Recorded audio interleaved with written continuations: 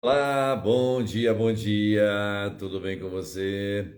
Começando mais um Projeto 626, mais uma manhã gostosa, nesse nosso encontro matinal para trazermos aqui ao debate alguns temas interessantes, não é?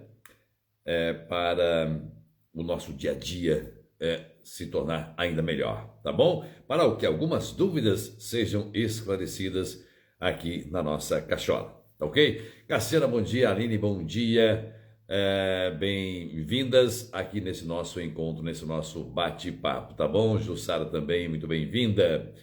É, Leão 2, aí Leão também, muito bem-vindo, né? Nós vamos então iniciar o nosso bate-papo de hoje e eu já aproveito convidá-lo, se você quiser mandar aquele aviãozinho, convidar mais pessoas, avisar que estamos ao vivo. Tem gente que às vezes quer assistir, mas esquece. Tá lá dormindinho debaixo dos lençóis ainda, né? Debaixo do cobertor com esse friozinho. Então, nós estamos aqui para trazermos assuntos interessantes. Hoje vamos falar sobre ator social, não é? Você já percebeu que ao longo do dia nós assumimos vários papéis diferentes e que somos atores diferentes em diferentes situações? E quais desses atores sociais realmente me representa? Me dá tranquilidade, me dá paz, me dá satisfação, me traz autorrealização. Um assunto interessante na live de hoje, tá bom? Bem, é, na página 353 deste meu livro, Aprendendo a Aprender, os 4 Tempos do Aprendizado, não é? Eu vou trazer para você aqui uma reflexão a respeito de algo interessante, o ator social. Você percebe que ao longo do dia, então, nós nos transformamos em vários atores, vários papéis nós vamos assumindo ao longo do dia. E essa reflexão eu trago aqui nesta página, então, que eu vou falar para você do meu livro. Certa vez meu analista me fez uma pergunta que me deixou intrigado. E a pergunta foi muito simples: Narciso, quem é você? É claro que de pronto eu comecei a responder como costumeiramente nós fazemos, né, coloquialmente em qualquer situação. Bom, meu nome é Narciso, eu sou casado, tenho 2 filhas, sou psicanalista. Eu falo, não é disso que eu pergunto. Não é sobre isso que estou perguntando. Porque isso eu já sei. Quero saber quem você é e não em quem você acredita ser. Quero saber quem você é e não quem você acredita ser. Olha que pergunta intrigante, que pergunta instigante e que pergunta provocativa que nos tira do lugar comum, não é? Caramba, então eu refleti, prosseguindo aqui na leitura do meu livro. Mário Henrique, bom dia. Aí eu fui entendendo a dimensão da pergunta e por alguns segundos eu acabei entendendo então a intenção dele, que era me provocar reflexões acerca de minhas introjeções, não é? Nós já falamos aqui que somos parte de um todo, não é? Nós somos parte de papai, parte da mamãe, nós vamos introjetando, aprendendo o que pode, aprendendo o que não pode, aprendendo o que se deve, o que não se deve, um conjunto de normas, de leis, de regras e assim por diante, não é? E todas as partes das quais me vali para formar este meu ego. É bom esclarecer que a partir dos 6 meses de idade, né, Jacques Lacan vai chamar isso da fase do espelho. O bebê começa a perceber então a mamãe, a perceber que aquela coisa gostosa, aquela coisa calorosa é a mamãe, não sou eu, é algo externo. E com o passar do tempo, a criança vai se percebendo e começa a introjetar. O que é introjetar? Começa a perceber coisas da fora, assimila e começa a imitar, começa a reproduzir. A fala é um exemplo, não é? Então a criança, por que a criança aprende a falar? Porque ela vai escutando insistentemente os adultos falarem, ela acaba falando, balbuciando.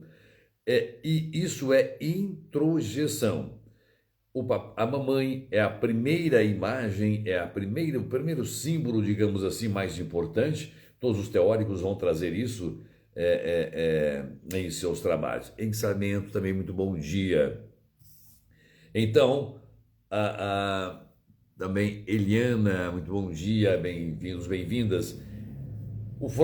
Tanto Freud como Lacan, eles vão dizer então que nós vamos aos poucos introjetando estes valores, estas crenças, estes comportamentos, primeiro da mamãe, depois do papai, não é? O que o Freud vai chamar lá de período da castração, né? Imposição de normas, de leis, de regras. Então perceba que nós vamos sendo moldados ao longo do tempo, não é?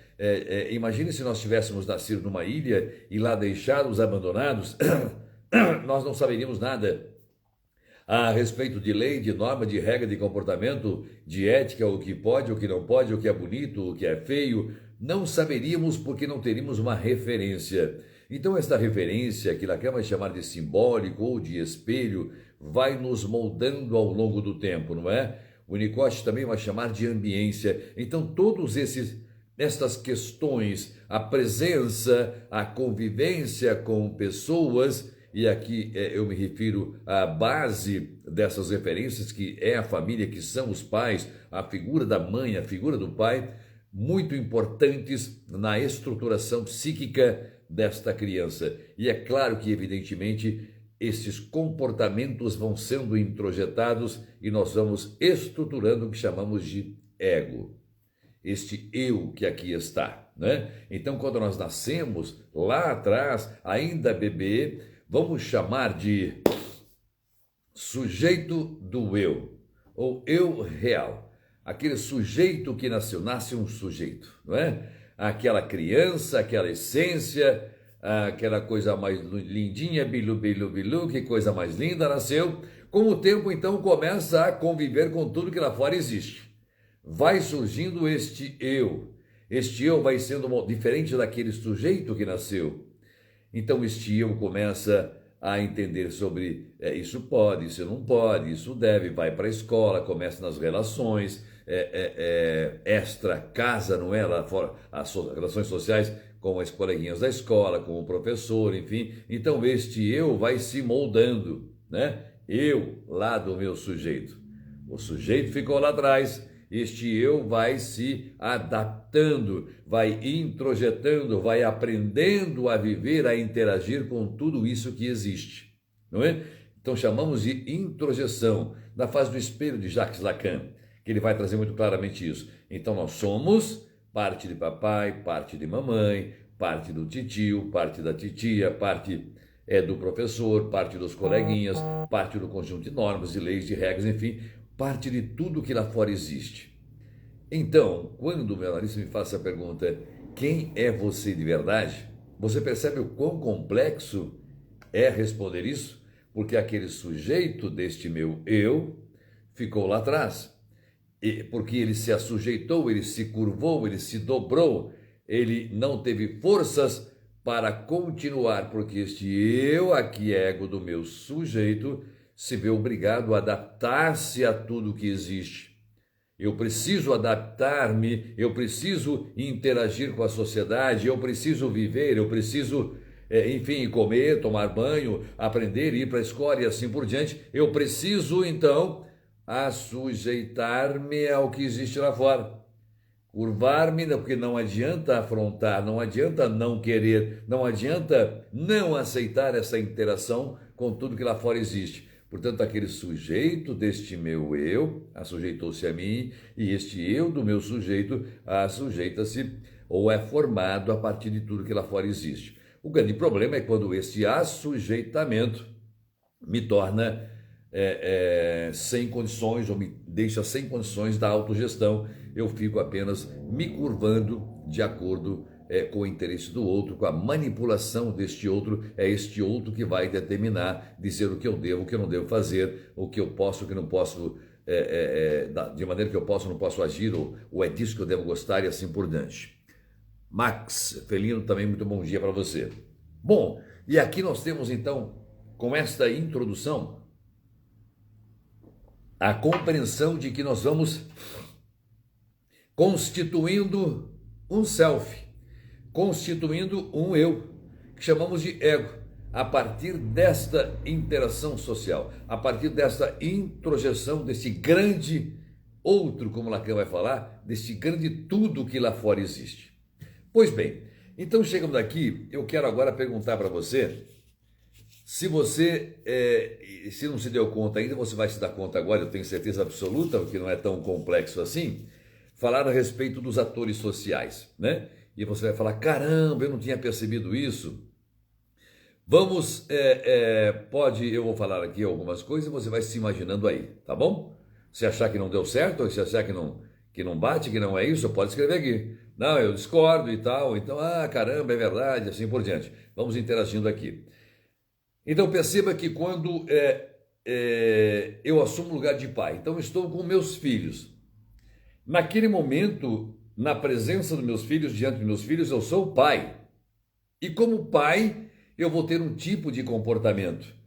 O de acolher os filhos, o de orientar, o de dar um puxão de orelhas, o de conversar, de sugerir, de aconselhar, de chamar a atenção se for necessário e assim por diante. Então eu tenho uma atuação. Eu sou um ator social, quer dizer, o ator pai, o personagem pai naquele momento. Eu ajo como um pai e esqueço, eu me desmunicio, eu deixo outros atores sociais para trás, porque naquele momento a minha atuação, as minhas atitudes, minhas ações são de pai naquele momento, né? Então eu sou um ator social pai naquele momento. Digamos então que eu estou com minha esposa ou estou com o meu marido, né? Os filhos não estão presentes, não há mais ninguém naquele momento, os dois estão em casa, então eu ajo como marido ou como esposa. Então naquele momento meus olhares estão para minha esposa, minhas intenções estão para com minha esposa. Eu deixo de ter aquela atuação, de atuar, de ser um ator pai, para ser um ator marido ou esposa. Meus comportamentos mudam, minhas intenções mudam, minhas ações mudam também. Os meus pensamentos naquele momento também mudam. Diferentemente de quando eu estou ali naquele momento, pai, diante de meus filhos, resolvendo uma situação, conversando, dialogando, chamando atenção, orientando, enfim, puxando orelhas, não importa, ou brincando, diferentemente de quando eu sou marido. Então perceba que temos duas atitudes completamente distintas enquanto unicamente pai e enquanto ali marido ou esposa. Percebe? Outra coisa, quando eu vou para uma empresa, se eu sou um empresário, se eu sou um empregado, se eu sou, enfim, não importa quando vamos pegar o âmbito profissional. Quando estou naquela empresa trabalhando, e repito, não importa se empregador, empregado, não importa, mas eu estou lá trabalhando enquanto profissional, eu não estou mais na minha casa, não estou diante da minha esposa, do meu marido, não estou diante dos meus filhos. Portanto, eu passo a atuar, a interpretar, a agir como um profissional lá responsável por fazer determinada tarefa, determinada função. Então, eu passo a agir de forma diferente. Eu não vou tratar os demais pessoas como se fossem meus filhos ou como se fosse minha esposa, claro que não, não tem sentido. Então ali, aquele momento exige outros pensamentos, outras ações, outras atitudes, enfim, outro comportamento, não é? Então eu passo a atuar, olha o ator social. Então, quando estou diante, até aqui para você entender, e vou falar isso bem devagar para que não reste dúvidas. Então, só neste momento eu estive diante dos meus filhos, logo pela manhã, eles saíram, foram para a escola, depois eu estive com minha mulher e depois, logo depois, já vou para o meu trabalho. São situações distintas, um tipo de informação, de ação, de pensamento, de comportamento com o filho, outro tipo com a esposa, outro lá no meu trabalho. São atores sociais, então rapidamente nós vamos mudando isso, nos adaptando, nos moldando para atuar em determinada situação, não é? Então, qual é o papel que eu estou exercendo naquele determinado momento? Eu começo então agora a trazer algumas indagações. Quem de verdade sou eu nestes personagens? Por exemplo, quando estou diante de um amigo ou de uma amiga, por exemplo. Eu não sou pai, não sou marido, não sou trabalhador, eu sou amigo, ficamos ali jogando conversa fora, ficamos dando risada, ficamos, né, às vezes discutindo determinado assunto, tomando uma cervejinha, não importa, comendo uma carninha, um churrasquinho. Ok, eu atuo de forma diferente. Eu não tenho mais aquelas responsabilidades de pai, ou de marido, ou de profissional daquela empresa. Eu estou ali de forma descontraída. Estamos lá pescando, estamos lá passeando, andando de moto, de bicicleta, no churrasquinho, no boteco, comendo aquela cervejinha com torresminho, enfim, não importa. A minha atuação é diferente. Atores sociais. Percebe que nesta nossa atuação, existem esses gatilhos, existem essas informações no nosso consciente, no nosso pré-consciente e inconsciente, para agirmos de acordo com determinada situação. No outro livro, no livro anterior a este, eu falei sobre camaleões, que os camaleões mudam a cor da pele de acordo com cada situação, né? Eles precisam se adaptar, chama-se mimetismo, é um fenômeno de mudar de cor para adaptar-se ao meio, para não se tornarem presas fáceis, né? Então eles camuflam, ele muda de cor de acordo com o ambiente, ele está numa folha, ele fica daquela cor, ele está em outro lugar, fica daquela cor, assim, é para adaptar-se ao meio, para evitar que seja predado, digamos assim, que um predador venha e o coma e o mate, assim por diante. Assim somos nós. Não tem como agir como pai diante de um amigo, ou numa empresa. Não tem como agir como trabalhador diante da minha esposa, dos meus filhos. Então esses papéis sociais vão se mudando. O ator social, este personagem vai mudando. Este ego aqui vai se adaptando, vai moldando-se a este externo, não é? Outra coisa, quando eu sou um cliente. Perceba o nosso comportamento, que você muda quando você é um cliente num supermercado, por exemplo, quando você é cliente numa farmácia, quando você é cliente numa oficina mecânica, não importa, que eu não sou mais um pai ali, não sou mais um marido nem um amigo, eu sou um cliente apenas e vou agir com meus direitos, com minhas obrigações, evidentemente, vou negociar, é outra atuação. Eu estou falando na atuação, naquele personagem, naquele ator que eu crio, o ator social, né? Somos atores sociais e somos atores sociais, nós interpretamos papéis diversos, não é? Outra coisa, o papel do professor é muito diferente do papel, a atuação do aluno, não é? Então o professor está atuando. Naquele momento ele é professor, responsável por passar conteúdos, cuidar da grade curricular, avaliar seus alunos, enfim, mensurar ali o feedback do aprendizado ou não, identificar problemas de cognição, uma série de questões ali que não tem nada a ver com o papel de pai, não tem nada a ver com o papel de marido ou de esposa, não tem nada a ver com o papel de amigo ou de trabalhador numa corporação, por exemplo, se ele trabalha numa linha de produção.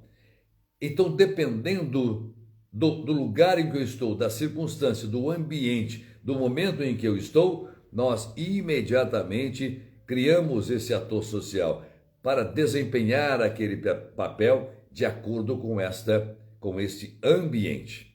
Então, aqui eu trago conteúdos pertinentes a vários autores falam sobre isso, desde Freud até mais contemporaneamente o Lacan, não é? Gustavo Pereira, bom dia para você, meu querido. Bem, na verdade, estes atores sociais, eles vão se condensando, vão se misturando, eles vão se aproximando em certos momentos, em certas situações. Outra questão, lá na clínica psicanalística, vamos pegar o meu exemplo, né? Lá no consultório, eu sou psicanalista e o meu paciente é o meu paciente, ou eu sou paciente do meu psicanalista, do meu analista. São papéis completamente distintos, papéis completamente diferentes. Enquanto paciente, eu estou ali carente de alguma elaboração, carente de algum acolhimento e alguma coisa assim, e eu desempenho esse papel, então, de paciente. O analista, ele está ali para ser o reflexo, o espelho, enfim, para permitir que o seu paciente se escute, enfim, com ajuda, com perguntas evolutivas, para que elabore suas questões. São dois papéis distintos. Eu vou para o consultório, vou atender meus pacientes, eu sou o psicanalista, eu assumo este lugar de psicanalista. No fim do expediente, eu vou para a minha sessão, eu assumo imediatamente o papel de paciente diante do meu psicanalista. Então são estes personagens ao longo do dia que formam esse nosso ego.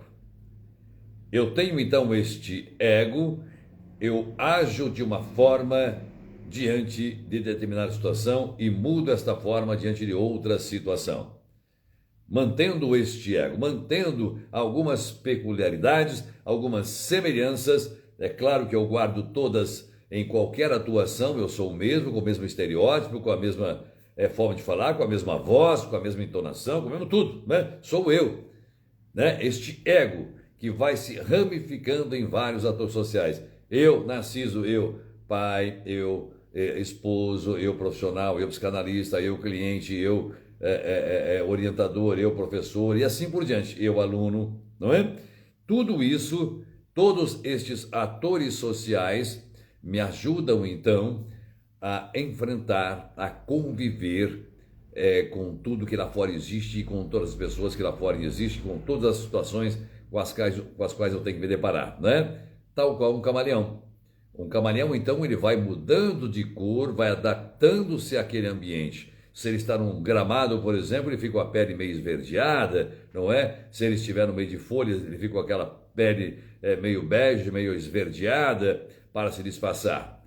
Então ele adapta-se, ele atua, embora seja uma comparação não tão profunda, mas como os camaleões se adaptam ao meio para nos tornarem presas, nós nos adaptamos para atender àquela expectativa, àquela demanda social. Então a pergunta, a reflexão nem sei se no meu livro eu trago essa preocupação final, mas eu vou dar uma olhada aqui.